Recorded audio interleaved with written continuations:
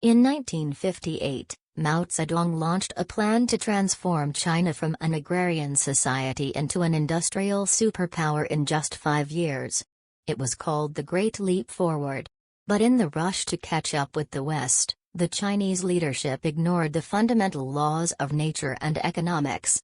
The result was a man-made catastrophe that claimed between 30 and 45 million lives, making it the deadliest famine in human history. The injustice began with a literal war on nature, the Four Pests Campaign. Citizens were ordered to kill flies, mosquitoes, rats, and, most fatefully, sparrows. Logic suggested that sparrows ate grain, so killing them would save food.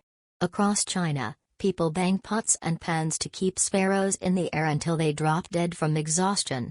But sparrows didn't just eat grain, they ate locusts. With the birds gone, the locust population exploded, devouring the very crops the government was trying to protect. While the fields were being ravaged by insects, the farmers were being pulled away from their crops.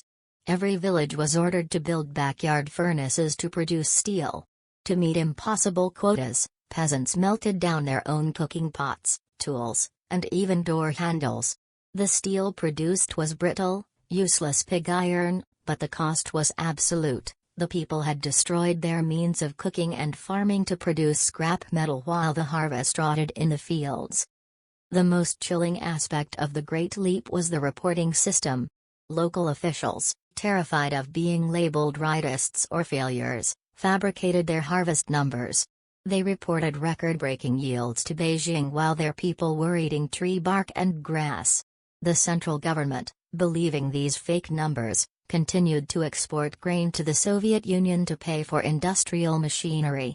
They were shipping food out of the country while their own citizens were dying of starvation by the millions.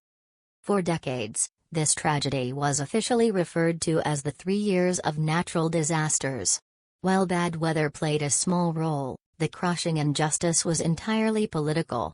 It was the result of a system that prioritized ideological purity and industrial quotas over the survival of the people it claimed to represent.